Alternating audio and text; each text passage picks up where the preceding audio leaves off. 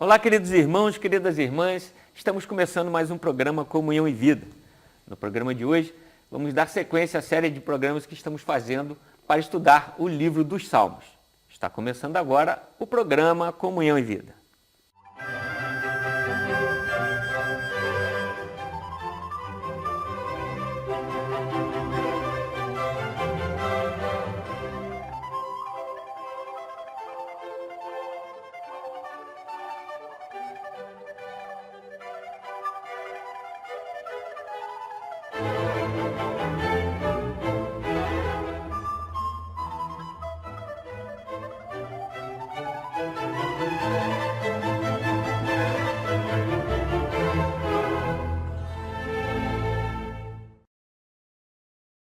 Estamos de volta com o programa Comunhão e Vida e quero nesta oportunidade pedir a você licença para entrarmos mais uma vez na sua residência e compartilhar com você um pouco das palavras de nosso Senhor Jesus Cristo e do estudo da Sagrada Escritura. No programa de hoje nós vamos estudar um pouco mais o livro dos Salmos. Estamos aqui em Teresópolis, no sítio São José, com Dom Gregório, para estudar um pouco mais o livro dos Salmos, né, Dom Gregório? Pois é, Márcio, uma alegria muito grande estar aqui com você, estar aqui com o Padre Renato também, estar com você, meu irmão, minha irmã, né, estudando a Palavra de Deus, ou seja, essa palavra que transforma a nossa vida, transforma o nosso viver, transforma nossas atitudes e colabora para transformar a sociedade onde nós vivemos. É isso que nós desejamos através do estudo do livro dos Salmos, que já estamos fazendo aqui, é o segundo programa sobre os Salmos, e hoje, de modo especial, vamos rezar sobre o Salmo 2, né? E vamos aprender tudo aquilo que Deus quis nos revelar através de sua palavra. Padre Renato, mais uma vez juntos aqui, né, para estudarmos um pouco mais a Sagrada Escritura. Isso aí, Márcio, uma alegria, né? Obrigado, Gregório, obrigado a você. Uma alegria poder chegar até a sua casa com essa palavra maravilhosa, né, que a cada dia alimenta a nossa vida. Dom Gregório, o senhor já tinha no último programa falado um pouquinho, né, sobre o livro dos Salmos. Eu queria que você fizesse só uma breve aberturazinha para a gente poder situar, porque alguém pode não ter assistido outro programa, do que se trata realmente o livro dos Salmos. O livro dos Salmos é um livro de oração do povo judeu, né, que Jesus também utilizou durante toda a sua vida, né, desde a sua infância, especialmente a partir ali dos 12 anos de idade, quando o jovem vai até a sinagoga, né, vai pegar uma caneta de prata, geralmente vai ler, né, o hebraico pela primeira vez, proclamar a palavra, né, diante do povo, quer dizer, mostrar que o jovem judeu era capaz de ler, não é, a palavra de Deus, mas isso Jesus vai fazer durante toda a sua vida e, como falamos no último programa, Jesus vai utilizar, inclusive, o Salmo no momento crucial da sua vida, né, quando ele está pregado na cruz, que é aquele Salmo: meu Deus, por que me abandonastes e ficai longe do meu grito e da minha prece? Ó meu Deus, clamo de dia e não me ouvis, clamo de noite e para mim não há resposta. Então esse salmo passou a ser, o livro dos Salmos, passou a ser o livro mais querido do povo de Israel, por incrível que pareça.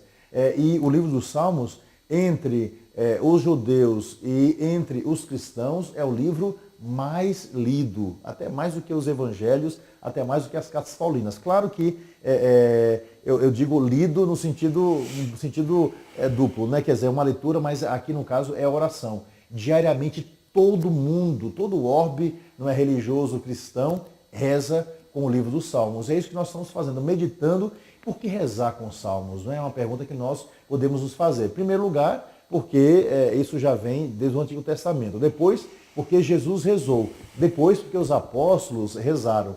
E a gente vê que todas as comunidades, ao longo de 2000 anos de história, todas as comunidades cristãs rezaram com o livro dos Salmos. Então é um livro querido, um livro que já tem 2.700 anos, não é pouca coisa, e é um livro que fala sobre todas as reações humanas, religiosas, psicológicas, daquele que, inspirado por Deus, escreveu esses poemas tão maravilhosos para nós, que servem perfeitamente para o nosso dia a dia, principalmente em nosso diálogo com aquele que é o Senhor. Vamos então começar a leitura do Salmo, acho que é Salmo 2, né? Exatamente. Então eu peço a você que pegue a sua Bíblia, né? Leia nesse instante o Salmo 2 juntamente comigo, não é? Vamos aproveitar, saborear essa palavra de Deus que nos vem através do Salmo 2. E nos diz o seguinte: porque os povos agitados se revoltam, Porque tramam as nações projetos vãos, porque os reis de toda a terra se reúnem e conspiram os governos todos juntos contra o Deus onipotente e o seu ungido. Vamos quebrar suas correntes, dizem eles, e lançar longe de nós o seu domínio. Esse deles o que mora lá nos céus, zomba deles o Senhor onipotente. Ele então, em sua ira, os ameaça, e em seu furor os faz tremer quando lhes diz: fui eu mesmo que escolhi este meu rei, e em Sião, meu monte santo, o consagrei. O decreto do Senhor promulgarei, foi assim que me falou o Senhor. Tu és meu filho, e eu hoje te gerei. Podes pedir-me, e em resposta eu te darei. Por tua herança os povos todos e as nações, e há de ser a terra inteira o teu domínio. Com cetro férreo haverás de dominá-los, e quebrá-los como um vaso de argila. E agora, poderosos, entendei, soberanos, aprendei esta lição. Com temor servir a Deus, render-lhe glória e prestar-lhe homenagem com respeito. Se o irritais, perecereis pelo caminho, pois depressa se acende a sua ira. Felizes hão de ser todos aqueles que põem sua esperança no Senhor. Eu queria pedir para você fazer só uma situação histórica, porque o livro já começa falando de nações que se opõem a Deus, né? Que situação é essa que é colocada aí nesse trecho? Sim. Aqui é chamado o Salmo de Davi. Então, Davi está sendo perseguido pelos seus inimigos, né? Então, estão zombando de Davi, estão zombando do povo de Israel, que são os povos inimigos que tentavam, de algum modo, perturbar a vida em Israel. Então, nesse contexto aqui, então vai mostrar que o Messias ele será vencedor, mas uma antecipação dessa imagem, a própria imagem da escolha que Deus fez por um rei. E esse rei é o rei Davi. Tanto que o Salmo diz o seguinte, ele então em sua ira os ameaça, Deus ameaçando os povos inimigos, e em seu furor os faz tremer quando lhes diz. O que é que Deus vai dizer nesse momento? Fui eu mesmo que escolhi este meu rei, que é Davi, né? E em Sião, meu monte santo consagrei, porque a cidade de Davi ficava no extremo norte de Israel, né? Lá onde está Jerusalém. E ali Davi construiu a sua cidade, a sua cidadela. Ele ali morava. Então é um salmo que fala especificamente sobre a figura do rei Davi, mas indiretamente daquilo que está por vir, que é o Messias, que é Jesus Cristo, porque aqui vai dizer, não é? Tu és meu filho e eu hoje te gerei. É uma palavra dita a Davi, mas é uma palavra profética que está indicando aquele que é o ungido do Pai, que é Jesus Cristo. E essa mentalidade messiânica, Márcio, Dom Gregório, é muito interessante como isso ficou enraizado na cabeça e no coração do povo de Israel, né? Há uma profecia no livro de Samuel que diz que um descendente da casa de Davi, né, ele reinaria e o seu reino seria estável para sempre. Ou seja, essa mentalidade messiânica que brota dali, a expectativa sempre de que um Davi, de que alguém da casa de Davi, de que um Messias que fosse da descendência de Davi, assumiria o poder sobre o povo de Israel. Poder político, poder religioso, poder econômico, que fosse realmente um Messias no sentido amplo da palavra. A palavra Messias quer dizer o ungido, aquele que tem a unção, né? Que depois no grego, Messias é a palavra hebraica, depois no grego vai ser traduzido por Christos, Cristo, né? Aquele que tem a unção, aquele que é o ungido. Então isso ficou muito marcado na história do povo de Israel. Mas eu chamaria atenção aqui no Salmo, como o Salmo 2 é uma continuidade do Salmo 1, né? Mostrando aquelas duas escolhas que nós falávamos no programa passado, né? Como o ímpio, como a maldade, como as coisas erradas, elas têm um volume, elas têm uma expressão grande, mas elas acabam mesmo em ruínas. E diz aqui o Salmo que Deus ri, né? Por que tumultuou as nações? Por que eles tramam vãs conspirações, né? Contra o rei, contra o ungido do Senhor. E ele diz, né? Aquele, porém, que mora nos céus, ele ri, né? O Senhor os reduz ao ridículo. E de fato é isso mesmo, né? Quando a gente pensa na ação do mal, né, Dom Gregório? O senhor que trabalhou muito tempo com exorcismo lá em Salvador, né? Quando a gente olha as coisas diabólicas, como elas parecem, num primeiro momento, assim, assustar um pouco, mas são tão ridículas em si só, né? Porque é uma criatura querendo se levantar diante do Criador, né? Exatamente. O grande mal, né, de toda, digamos, a humanidade é realmente quando nós nos sentimos deuses, entre aspas, né? Exatamente retomando aquilo que aconteceu no Gênesis. O que a serpente, que representa todo o mal, naquele instante, disse para aquelas duas figuras, né, de Adão e Eva, criadas por Deus, né?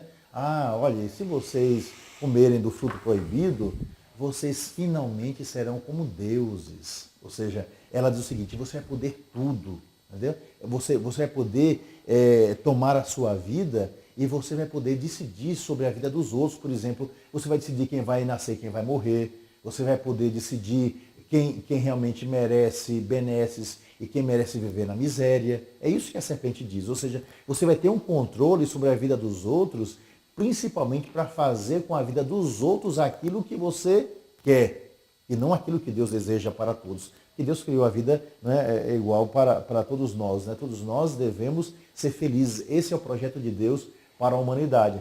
Então, o mal deseja exatamente isso. Então, a cabeça da serpente se levanta exatamente na vida daqueles que desejam agir conforme o conselho da serpente. E isso está dentro da nossa sociedade o tempo todo, né? A gente vê isso perfeitamente. Isso é uma tendência do homem de todos os tempos, né? O pecado tão entranhado dentro da gente, o pecado que está tão marcado na nossa natureza, né? Que nos inclina sempre ao mal, às escolhas erradas. E sem dúvida nenhuma, esse aí é o pecado maior, o pecado de querer ser como Deus, né? De assumir essa postura na vida dos outros, na própria vida, no mundo, né? Naquilo que nós assumimos na nossa liberdade de escolher o mal. E Deus ri dessa soberba humana, né? Que no fundo, é de inspiração diabólica, né? Tem um poema do Fernando Pessoa, não sei se vocês se lembram, um poema chamado O Menino Jesus, né? Como é que é? Um poema, um elogio ao Menino Jesus, ou um louvor ao Menino Jesus, em que justamente ele fala sobre isso de forma tão bonita, que Deus ri, né? Que Deus ri das guerras e dos comércios, né? Ou seja, que tantas dessas são articulações humanas para um passar por cima do outro, né? Então é muito interessante. Quando fala aí no texto que Deus ri e mostra uma certa ira de Deus também, um Deus assim, um tanto quanto vingativo, eu vejo assim, nesse texto que o autor acaba colocando sentimentos humanos, assim, não sei como eu vou dizer isso, assim, ações humanas na figura de Deus. A gente tem no Antigo Testamento um Deus que parece que é severo, que pune, que é mau, né, que... São os antropomorfismos, Exatamente. como a gente chama. Aí a gente tem um Deus de Jesus Cristo no Novo Testamento que é o contrário disso, né? Como é que acontece isso? O que é isso? Isso faz parte, como já disse o padre Renato, isso se chama antropomorfismo, não é? Nós colocamos em Deus as reações humanas. Então, isso faz parte de uma cultura, isso faz parte de uma época. Certamente, para quem tem mais ou menos a minha idade, eu estou com 51 anos de idade, não é? Isso aparece perfeitamente quando a gente dizia para os meninos, olhe, se você fizer isso, Deus vai castigar você, né? Nossos pais muitas vezes disseram isso, né? Deus vai virar as costas para você. Então, nós colocamos em Deus uma reação que, na verdade, é nossa. Ou seja, eu vou virar as costas para você, não é? Eu vou castigar você. Mas, no caso aqui do Salmo, exatamente são reações de que as pessoas percebem, não é, como resultado da vida daqueles que eram maus, né? Então, Deus vai se vingar, digamos, dessas pessoas. É a justiça de Deus, porque como você escolheu um caminho do mal, o mal vai destruir você. Então, são essas reações que nós encontramos. Mas, no fundo, era apenas uma forma de educar as pessoas, né? São as reações, o salmista, ele apresenta uma oração extremamente verdadeira, do seu contato, da sua intimidade com Deus. Então, ele não tem vergonha de, na hora de inspirado escrever, né, reações que ele sabe que Deus tem, um olhar de Deus sobre aquelas pessoas que agem mal. Então, é apenas isso, né? É uma questão de cultura, né? E mostrando também que Deus está insatisfeito, aquele que é graça, aquele que é alegria, ele não consegue entender como dando tantas coisas positivas para as pessoas escolhem as coisas que são ruins. Né? Bom, vamos dar uma paradinha para os comerciais, voltamos já, não saia daí.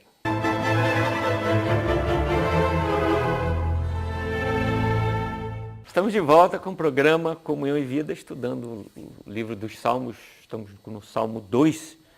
Tem uma determinada passagem aí no versículo, no Salmo, que o senhor já tinha dito que o salmista faz referência, ou Deus faria referência ao próprio Cristo, né? Mas na verdade está falando para o Davi ou está falando de Jesus Cristo? Na verdade, né, Jesus Cristo vem muito tempo depois, né, desse salmo aqui, mais ou menos uns 500 anos depois, né, de quando esse salmo foi composto, né? Agora, então, portanto, esse salmo tem mais ou menos 2.500 anos, né? Jesus está para nós, né, em 2.000 anos, né? Então, qual o resultado? Todo o Antigo Testamento, ele de algum modo, em muitas passagens, nós percebemos que ele vai tocar na figura do Messias, que é Jesus Cristo, né? Vai se encarnar, nos deixando uma mensagem, aquilo que nós chamamos de uma mensagem subliminar, né? Alguma coisa que de algum modo vai tratar de uma outra, mas aqui no caso é especificamente a figura de Davi. Não é à toa que Jesus Cristo, quando caminha após a ressurreição com os discípulos de Emaús, ele pegando desde o Antigo Testamento, da lei, os profetas, não é, os salmos, todo o Antigo Testamento, ele vai explicar o que essas passagens falavam sobre ele. Então veja que o próprio Jesus vai fazer uma leitura assim, ou seja, perceber que tudo aquilo que está lá atrás vai falar sobre a sua pessoa. Agora, aqui no caso, veja que Jesus, em muitas passagens, vai tomar exatamente esse Salmo 2, quando ele vai dizer, né, tu és meu filho, eu hoje te gerei. Esse é meu filho muito amado. Tanto é que na hora da profissão de fé de Pedro, ele vai dizer, tu és o Messias, tu és o Filho de Deus. Então, Davi era filho de Deus, do Pai, por justa posição, apenas por passagem, era um filho adotivo. Só que Jesus não é um filho adotivo, né? Jesus é exatamente o Filho de Deus. Então, se aqui o coração do Pai olha para Davi como um filho, né? Em Jesus Cristo, ali não é uma adoção. Jesus foi gerado pelo próprio Pai, né? Tu és meu filho, eu hoje te gerei. E a gente vai vendo, Márcio, em todo o Antigo Testamento, figuras, tipos, né? Profecias, né? Tudo isso que a gente está vendo no Salmo, que vão ser concretizadas. Todas essas profecias vão ser concretizadas em Jesus Cristo. O Antigo Testamento seria um livro profético, um livro, digamos assim, de preparação para a vinda de Jesus? Sim, sem dúvida. Desde o primeiro Adão, lá no livro do Gênesis, né? Todas as figuras, né, apresentadas, o Isaac que é oferecido por Abraão, todas as experiências, o rei, Davi, a realeza do Messias, tudo isso são figuras, tipos ou profecias. Nem tudo é profecia. Mas é interessante notar, e Dom Gregório falava, o salmista está falando da história. Né? Ele está falando do século X, tempo da monarquia, o salmo foi escrito tempos depois, mas ele está falando daquele período, porém aquele período é profeticamente já um prenúncio, já é aquilo que vai se realizar depois com Jesus Cristo. Então Davi, como Dom Gregório dizia, é uma figura, né, de um filho de Deus, tá certo? E Jesus é filho de Deus de fato, né, real. Tu és meu filho, eu hoje te gerei. Essas palavras, por exemplo, nós ouvimos no batismo de Jesus, ou na transfiguração, né? Quando se ouve do céu aquela voz, né? Tu és meu filho, em ti eu ponho, tu és meu filho, em ti eu ponho todo o meu agrado. Né? A beleza daquilo que os evangelistas, depois ao escreverem os textos dos evangelhos, vão lembrar também do salmista. Então isso é muito bonito. Nessa experiência aqui do Messias, que é o ungido, eu retomaria ainda, Dom Gregório, o tema que vai aparecer depois no Salmo 132. Salmo 132 falando da união fraterna, da comunhão entre os irmãos, diz, é como o óleo derramado na cabeça, né, que vai escorrendo pelo manto até chegar à planta dos pés, né?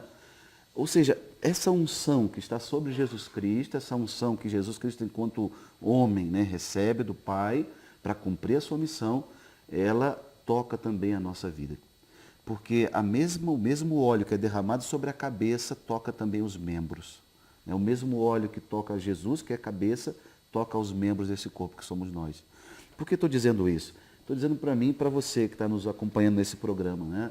Porque há uma unção de Deus sobre nós, pelo Espírito que nos foi dado, que nos potencializa a fazer o bem, né? Que nos capacita a fazer o bem. Porque muitas vezes nós ficamos muito impregnados, né, da mentalidade má, ruim, e até assustados só com o mal, né, Dom Gregório? Não sei se o senhor percebe também isso. a gente dá muita ênfase ao mal, né? Até mesmo em nós, né? Os pecados, e a gente esquece de valorizar aquilo que é bom, né? Positivo, o bem. A gente esquece que temos dentro de nós o Espírito de Deus, né? Fomos marcados com essa unção. E é o mesmo Espírito, não é um Espírito de segunda categoria. O Espírito que ungiu Jesus era um Espírito VIP e o nosso é baixa renda. Não, é o mesmo Espírito Santo que nos unge para as missões específicas que temos. E justamente isso depende sempre, né, de uma escolha, né, humana, porque nós não fomos criados como marionetes, né? O Salmo mostra perfeitamente que nós podemos, como já rezamos no Salmo 1º, e a gente pode perfeitamente fazer uma escolha. Agora, a escolha que nós devemos fazer é sempre a escolha por Deus. Claro que existe a limitação. O próprio Davi viu na sua vida uma série de limitações. Era um homem pecador, não é? Tinha suas mãos sujas de sangue, porque era um guerreiro, né? Alguém que construiu, digamos assim, o território de Israel. Então, era um homem realmente que tinha as suas dificuldades. A gente sabe todo o problema, não é, de que ele tomou a mulher de uma outra pessoa, né? Então, ou seja, ele tinha muitos pecados sobre as suas costas, mas havia naquele homem, a gente percebe, um desejo imenso de agradar a Deus. Ele sabia, ele reconhecia as suas limitações, ele bate no seu peito, como nós vamos rezar no Salmo 50, não é? Frente à sua miséria pessoal. Porém, ele diz, olha, eu desejo um outro caminho, né? Eu desejo realmente esse caminho de santidade. E a gente vê que isso se dá devido à sua intimidade para com Deus. Era um homem que tinha em Deus não uma fantasia, não apenas alguém que ele acreditava porque ele podia dar alguma coisa, mas ele tinha em Deus, não é, o Deus da sua vida, o Senhor da sua história, não é, aquele que ele queria seguir em definitivo. Então, quando a gente escolhe para nós como companheiro de caminhada, como companheiro de vida, aquele que deve ser sempre para nós o companheiro, o Senhor, não é? Então a nossa vida se torna uma vida totalmente nova, uma vida totalmente outra. Então é essa escolha que Deus nos pede a cada instante, escolhê-lo, né, para que seja Senhor da nossa vida, Senhor de toda a nossa existência. Acho que não é só escolher também, né? Porque assim é fácil, né? Escolhi, estou dentro e vou embora, né? Você precisa ter todo um esforço, um sacrifício, porque não é só escolher, é acompanhar o caminho. Não, né? sim, a escolha, já falamos isso até em outros programas, né? A escolha ela é diária, a escolha é a cada segundo, quer dizer, é uma aliança de Deus para conosco, que nos ama incondicionalmente, mas ao mesmo tempo é uma escolha que é contínua, uma escolha de perseverança, porque facilmente a gente pode cair no caminho da loucura, no caminho do erro, no caminho do pecado. Olha, Jesus chega a falar no Evangelho, assim, que muitos profetas e justos gostariam de ver o que vedes e não viram, né? Ouvir o que ouvis e não ouviram, né? Ou seja, tudo aquilo que Davi tinha de experiência de Deus ou tal, ainda nem chegava perto da nossa possibilidade de ter, sabe? Porque imagine que no Antigo Testamento todos esses homens justos, né?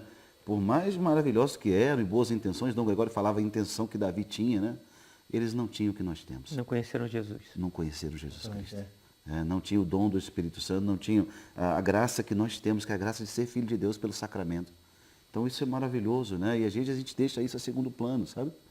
Aqui, quando o salmista vai dizendo, tu és meu filho, eu hoje te gerei, nós não podemos deixar também de rezar essa palavra unido a Cristo, né? Nós também vivemos essa filiação, que não é só uma ideia, é de fato, né? São João vai escrever na carta dele, assim, lá na terceira carta, na primeira carta, no capítulo 3, ele vai dizer, vede que presente de amor o Pai nos deu, né, de sermos chamados filhos de Deus e nós o somos.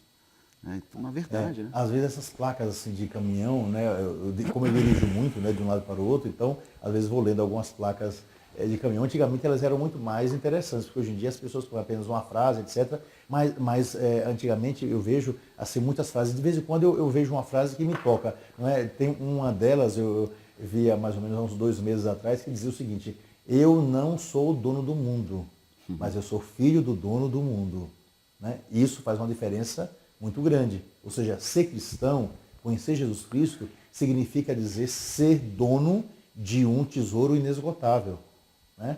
Ou seja, significa dizer reconhecer que Deus me deu um patrimônio imperecível, que não é apenas compreender a vida de Deus em nós, mas compreender que eu eternamente reinarei com aquele que é dono não apenas desse mundo que nós conhecemos, mas de todo o universo, tudo aquilo que existe, porque tudo foi criado por ele. Tudo é dele, por ele e para ele. Né? Então, ou seja, Jesus Cristo, né, nos dá justamente essa pertença. Nós somos também, podemos ser chamados não mais de servos ou mais de escravos, mas Deus nos chama, né, de irmãos e ao mesmo tempo em Jesus Cristo. E Deus nos deu essa graça, como já bem aqui apresentou o Padre Renato, de sermos filhos de Deus. E nós verdadeiramente o somos. São Paulo, né, dá essa ênfase. Nós somos. Então, essa é uma graça maravilhosa. Né? Saber que em Jesus nós nos tornamos filhos daquele que é o Pai do próprio Jesus Cristo. E a gente precisa redescobrir muito isso na igreja, né?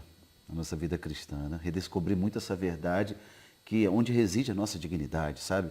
A gente ficou muito tempo ligado um pouco com a mentalidade clericalista, né? De que essa dignidade estava no clero, estava na hierarquia, estava...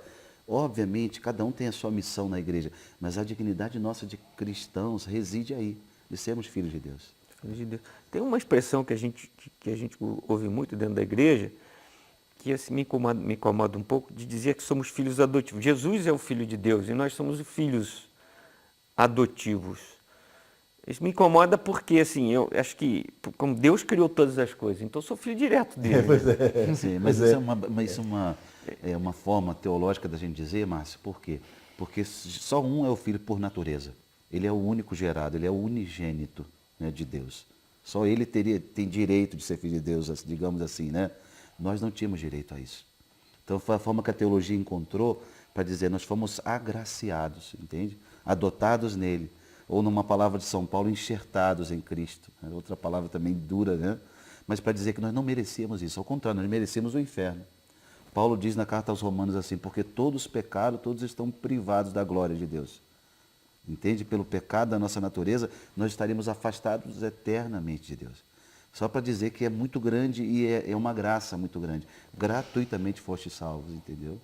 Depois tem uma coisa muito importante nessa palavra, né, que muitas vezes nos incomoda, é verdade, mas filhos adotivos no sentido de que Deus nos fez uma escolha. Nós estávamos perdidos dentro de um orfanato, digamos assim. E né? nos escolheu. Fomos abandonados e Deus vai lá e diz o seguinte, é esse o filho que eu escolho, é esse que eu quero para toda a minha vida. É bonito, né, quando alguém tem a coragem de abrir o seu coração e adotar alguém. Minha gente, isso é um ato esplêndido, maravilhoso. Ou seja, eu procurei, mas descobri que ele já estava lá me esperando. Então, é você que eu quero. Então, aí sai essa ideia de adoção, como alguma coisa que não é uma pertença total, mas não existe, digamos, no fundo não existe pais adotivos, existe apenas pais.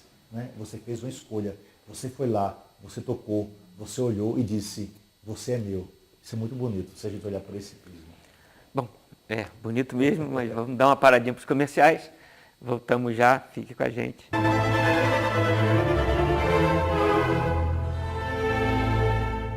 Estamos de volta com o programa Comunhão e Vida. Vamos, nesse último bloco, acabar de estudar o livro dos Salmos, no Salmo 2. Aí a gente queria pedir se o Padre Renato pudesse ler os 2 últimos versículos para a gente... Claro. Diz assim, na minha tradução aqui, eu estou acompanhando a tradução da Bíblia Ave Maria, uma Bíblia popular que você tem em casa, diz assim, agora, ó reis, compreendei isso, instruí-vos, ó juízes da terra, servi ao Senhor com respeito e exultai em sua presença, prestai-lhe homenagem com tremor, para que não se irrite e não pereçais, quando em breve se acender a sua cólera. Felizes, entretanto, todos os que nele confiam.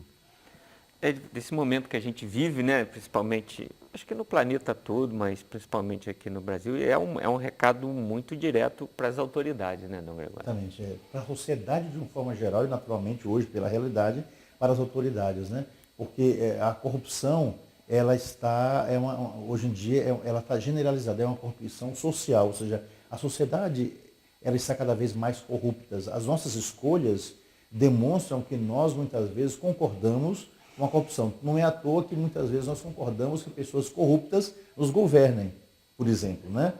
Então isso já demonstra uma total irresponsabilidade nossa em relação à vida da própria sociedade onde nós vivemos. Agora, se existem corrompidos é porque existem corruptores. E, inegavelmente, nós podemos está gerando, deixando, né, que nasça dentro da sociedade pessoas corruptas. Então, as leis não podem ser corruptas, as leis não podem ser ímpias, as leis não podem ir contra a natureza. Então, isso pega todos os magistrados. E, ao mesmo tempo, todas aquelas pessoas que legislam sobre nós, no caso seriam as câmaras, né? As mais diferentes, deputados, né? vereadores, vereadores, etc. Então, parlamentares. as leis não podem vir contra esse projeto de Deus, contra as pessoas, contra a natureza, né? Então, nós precisamos realmente ter uma cautela muito grande, porque o Salmo vai nos dizer isso perfeitamente. Com temor servir a Deus, render-lhe glória e prestar-lhe homenagem com respeito. Se o irritais, perecereis pelo caminho, pois depressa se acende a sua ira. Ou seja, nós temos que saber que Deus também vigia o caminho, né, dessas pessoas.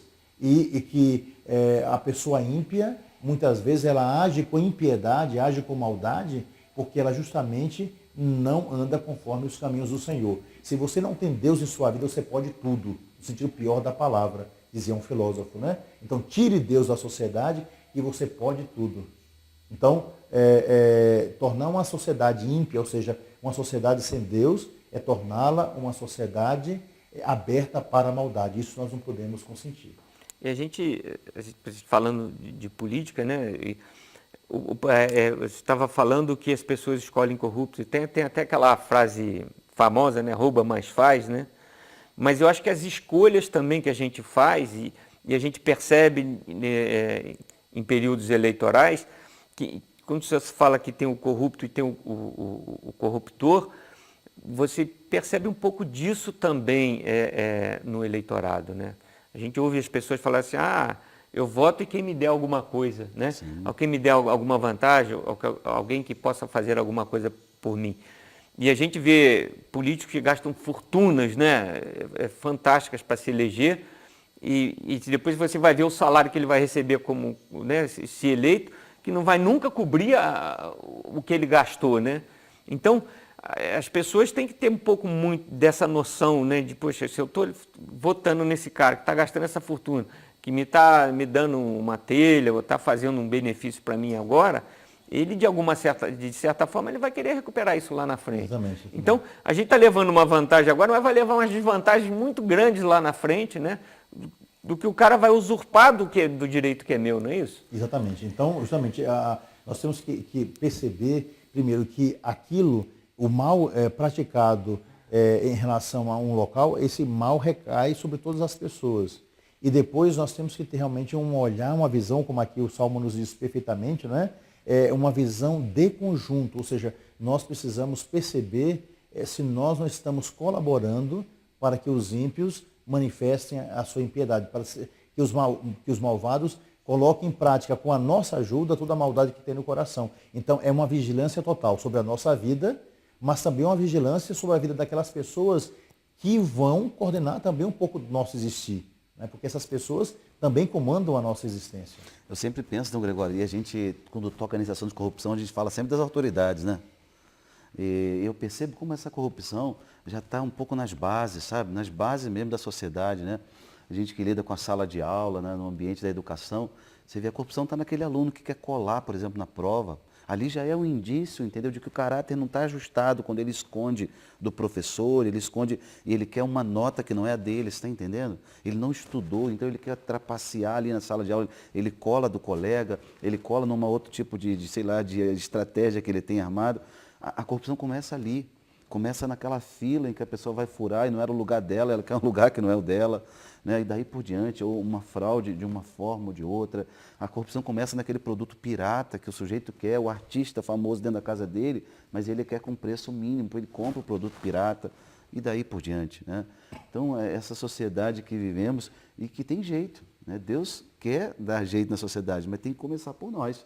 Você que está nos assistindo, nós que estamos aqui, né, nesse programa, né? Porque senão a gente vai ficar sempre jogando pedra lá na autoridade, jogando no político, e a gente vive essa experiência no nosso cotidiano. Hoje, o Salmo está se referindo, obviamente, como o Márcio dizia, àqueles que têm o poder nas mãos. Ó juízes da terra, né? Instruí-vos, ó reis, né? Ó poderosos. Né? Especificamente, o Salmo está dizendo para as autoridades, porque está se contrapondo ali a todo o reinado de Davi, né? Mas essa palavra é muito importante, instruí-vos. Né? Que instrução? É só acadêmica? Essa também é uma grande confusão, Dom Gregório. O senhor muitos anos dirigiu escola, o senhor sabe o que é isso, né? A gente acha que uma pessoa educada é aquela que estuda na melhor escola, e nem sempre, né? Exatamente. E nem sempre, quando essa educação não é interiorizada, quando não é transformada em vida, né? Em ética, em caráter, em ser uma pessoa boa, a gente vai ficar repetindo como papagaio o conteúdo recebido, né? E tem uma coisa interessante, as pessoas mais corruptas, né, nas sociedades de todas as épocas, as pessoas que mais fizeram mal às outras pessoas foram pessoas formadas nas melhores universidades, as pessoas que tiveram mais titulação, as pessoas que tiveram mais oportunidade. Então, imaginar que instrução e educação sejam a mesma coisa, isso não é. Por isso nós temos que preparar ótimos cidadãos, muito mais do que instruí-los, preparar para que sejam homens de sociedade, homens que se preocupem com o bem comum, né? Pessoas que sejam capazes de conviver e principalmente pessoas que sejam capazes de amar, porque é isso que nós precisamos na sociedade onde nós estamos vivendo. E as nossas prefeituras, eu tenho um pouco de receio até com esses slogans, sabe? Em relação à cidadania, por exemplo, que às vezes a gente prepara até cidadão, mas não prepara a pessoa. Porque o bom cidadão obedece lá a regra do trânsito, ele paga o imposto, etc. Mas às vezes internamente ele é uma má pessoa. Então essa construção que o cristianismo quer fazer, e com essa noção de pessoa, é justamente nos lembrar primeiro a identidade mais profunda, né? A imagem e semelhança de Deus, o outro é meu irmão, seja ele em que nível ele estiver, mais baixo ou mais alto, sempre na beleza de construir pessoa, né? Uma pessoa melhor, precisa ser uma pessoa melhor. Entende? E a gente precisa construir, até para poder cobrar dos outros, a gente tem que construir um caráter também forte, né? E a gente tem que ser uma pessoa reta para poder ter condições, inclusive, de cobrar do próximo. Mas está chegando aí o finalzinho do nosso programa. Quero agradecer você e a oportunidade por estarmos aqui juntos esse curto período, falando um pouco, né, da palavra de Deus. Agradecer o Padre Renato mais uma vez. Eu que agradeço, Márcio. Muito obrigado. Foi uma bênção estar aqui hoje, uma graça de Deus. E obrigado você também pela sua audiência. Dom Gregório, chegamos ao fim do programa, com o senhor aí para encerrar o nosso programa. E agradecer também, mais uma vez, por essa oportunidade de estarmos juntos. Eu que agradeço a você, agradeço ao Padre Renato também, agradeço a você que abriu as portas de sua casa, a porta do seu coração para acolher a palavra de Deus e também para acolher a nossa presença nesse momento. Eu gostaria de concluir Salmo 2 com o último versículo do Salmo, né, as últimas frases, porque gera em nós uma esperança. Felizes hão de ser todos aqueles que põem sua esperança no Senhor. Então nós somos homens e mulheres da esperança, nós acreditamos na palavra de Deus, nós acreditamos na vida, nós acreditamos em nossa nação, acreditamos que seremos capazes de fazer diferente, porque é isso que o Salmo nos ensinou. Precisamos fazer diferente. O projeto de Deus é que sejamos capazes de contribuir para uma vida nova. E isso cabe também, e principalmente a nós que somos cristãos, não é? Pois bem, eu gostaria de concluir esse nosso programa contando uma historinha para você que nos fala exatamente sobre o mal que nos cerca e a escolha do bem que nós devemos fazer. Então, aproveitando esse Salmo 2, que eu espero que você ainda medite bastante em sua casa, vamos contar uma historinha que resume certamente aquilo que nós gostaríamos de passar para você. A história nos diz o seguinte: existia um vagalume que era amado por todos os seus amigos. Ele vivia, né, na floresta, especialmente à noite, colaborando para que os seus amigos, todos eles, sem exceção, chegassem com segurança à sua casa. A raposa havia perdido, né, o caminho para a toca, lá estava ele com sua luzinha indicando o caminho. A leoa havia visitado, né, a sua amiga onça, perdeu o caminho, lá estava o vagalume indicando o caminho através da sua luzinha. Desse modo, o vagalume era amado por todos os animais, com exceção de uma serpente, uma cobra, que o tempo todo perseguia. Ele estava sobre uma árvore, lá estava a serpente querendo matá-lo. Ele subia em uma pedra para descansar um pouquinho, coitado, ele tinha esse direito, lá estava a serpente querendo devorá-lo. E assim ele era perseguido o tempo todo. Ora, o vagalume resolveu perguntar à serpente qual o motivo de tanta perseguição.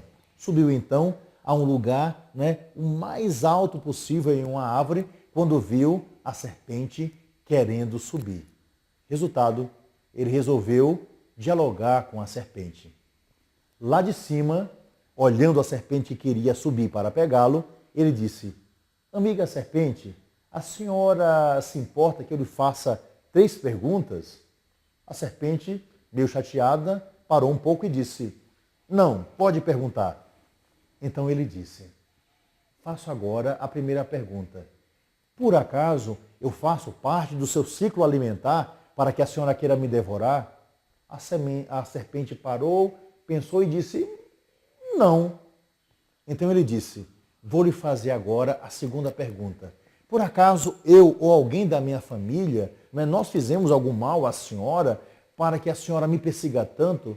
A serpente parou e disse: não. Então o vagalume disse: ora, se eu não faço parte do seu ciclo alimentar, se nem eu nem ninguém de minha família, nós não fizemos nenhum mal à senhora, então eu vou lhe fazer a terceira e última pergunta. Por que é que a senhora me persegue tanto? Então a serpente não precisou pensar para responder: porque eu tenho inveja da sua luz. Meu irmão e minha irmã, a história nos mostra, pelos Salmos, exatamente isso. O mal persegue os cristãos porque tem inveja da luz cristã. Não foi à toa que a inveja colocou Jesus numa cruz.